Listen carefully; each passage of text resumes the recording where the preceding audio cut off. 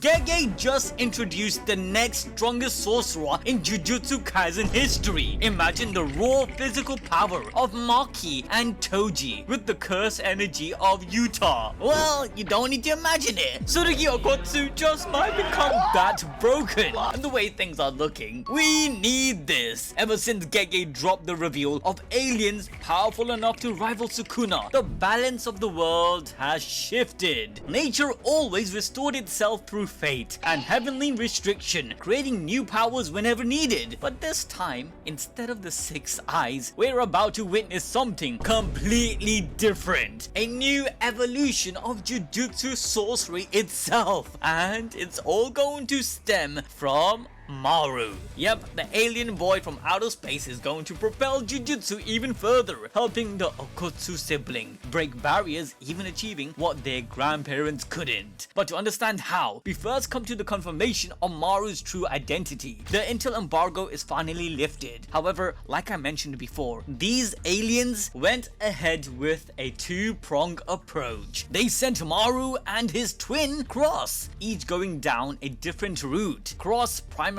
goal is to do reconnaissance on the Jujutsu world to see how much threat humanity poses if the Sumerians have to do a forceful takeover. Meanwhile, Tamaru is given the role to see if humanity is capable of peaceful coexistence with their Sumerian race. Usami clocks their agenda pretty quickly and tells the Okkotsu sibling that they need to do their own intel gathering by learning as much as they can from Maru. And so the trio is given yet another mission. First, it was about an unusual case of kidnapping, then a spooky shark in a forest. So you lot might be thinking, will this case be about a cursed spirit finally? Nope, it's about a boy who keeps repeating the first grade. Hey yo, what the fuck? Now listen, before you all start raging out at Gege, Scooby-Dooby-Doo mystery cases, just hear him out, okay? Yuji and his generation of Jujutsu sorcerers were just so OP. They must have obliterated a lot of the strongest curses around. According to Jogo, it takes around 100 years or so for them to reincarnate, meaning the primary antagonist for these many years shouldn't and wouldn't be curses. Rather, it will be curse users and of course now aliens. But don't worry guys, because these Dandadan cases actually brings us peak Jujutsu. Okay, let's explain how we got here and try to actually scale Yuta and Maki's grandkids, because though they might seem weak, the techniques they bring up are insane. So the gang goes ahead to investigate this sussy little boy. This time, however, the team is joined in by Mino, Usami's assistant. Usami is likely the child of the grade 1 sorcerer Kusakabe spoke of when he was asked who is the strongest within his own rank. So his kid might be pretty strong too, hence how Usami leveled up to the position of the acting Minister of Foreign Affairs. Mino on the other hand,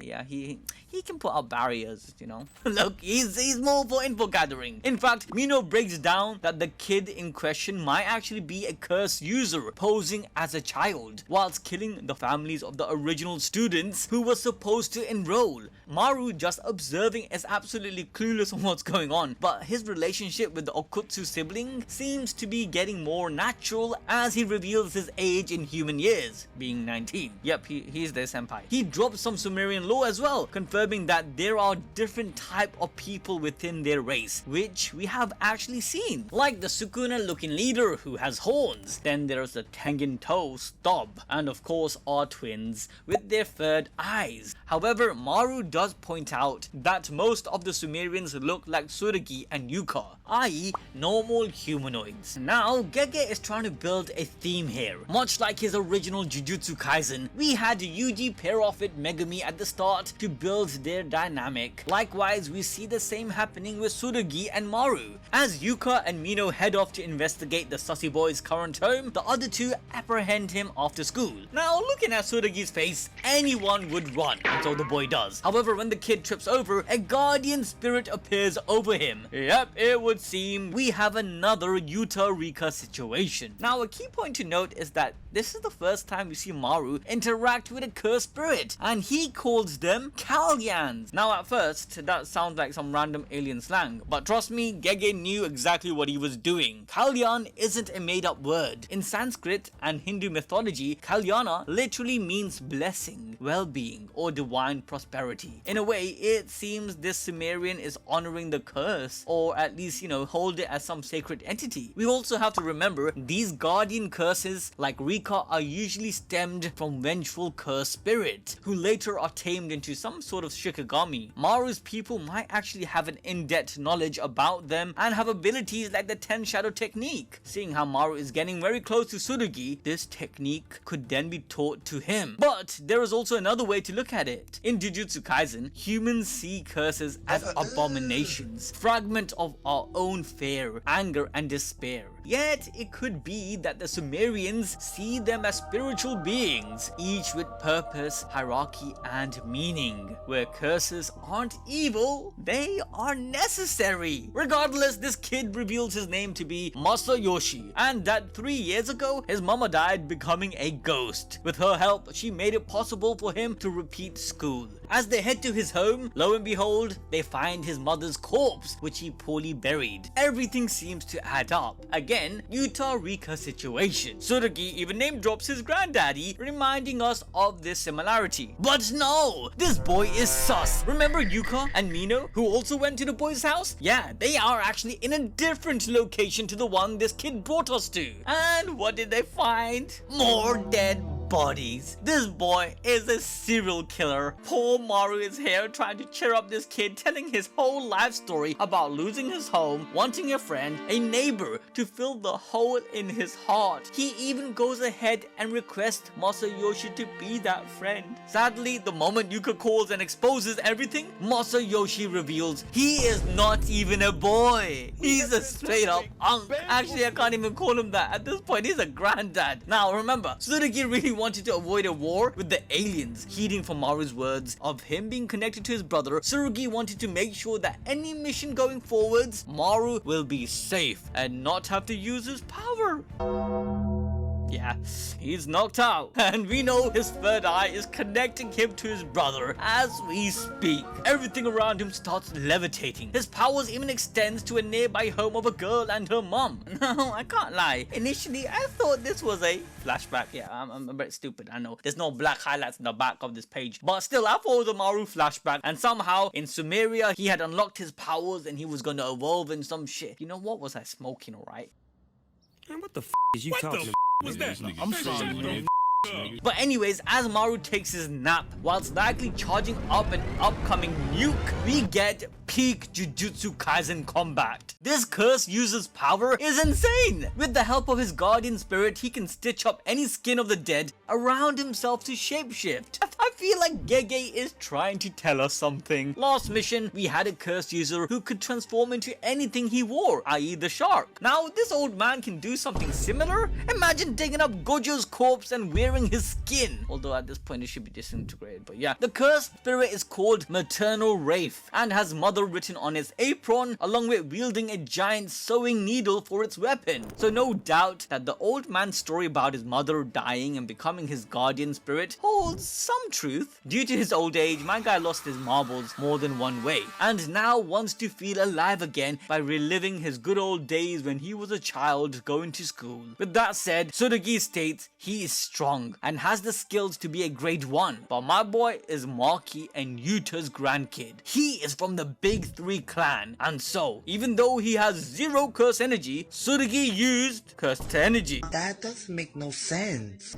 Yep, he tapped into the curse energy from his curse tool and activated new shadow style simple domain, Maculation. At first, I thought that maybe Tsurugi has little amount of curse energy, similar to Maki when Mai was alive. However, this is the second time it's noted that he has no curse energy. With enough training, he would be just like Maki. In chapter 1, we see him clap Yuka with just hands, to the point of her stating that Tsurugi is too strong. But he now can also use curse energy from other objects? This This is actually crazy, because imagine someone with the physical stats of Toji using actual jujutsu techniques. The whole point and drawback of not having curse energy was to balance things off. But with this hack, how broken will he be? Obviously, this technique will still limit the amount of curse energy he will have based on the tool he uses. However, are we forgetting that he has Rika? If he learns full manifestation like his granddad, Tsurugi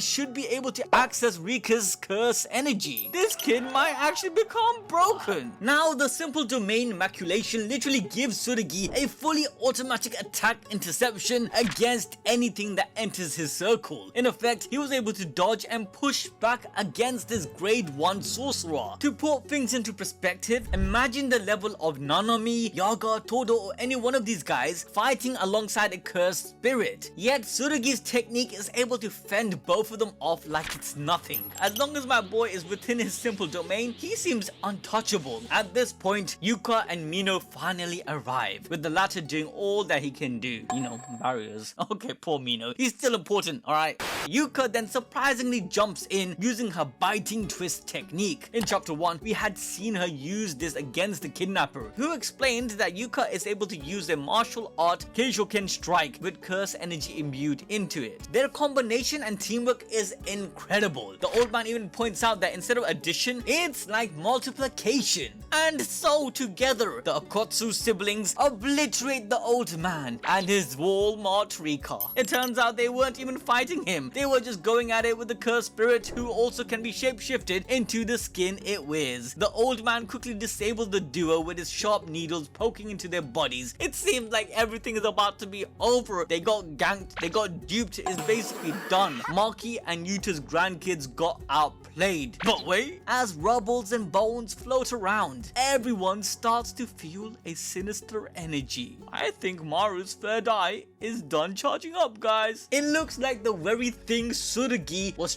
trying to prevent will actually end up happening. An all-out war, and Maru will obviously side with Tsurugi and Yuka, his newfound family. The Sumerian form of Jujutsu is different, and knowledge will be passed on between these races, making something completely new altogether. To me, this might be the only way that the new Jujutsu sorcerers might stand a chance against this new race. Let me know what you guys think in the comment section below. And of course, if you guys want more peak content, then make sure to watch this next.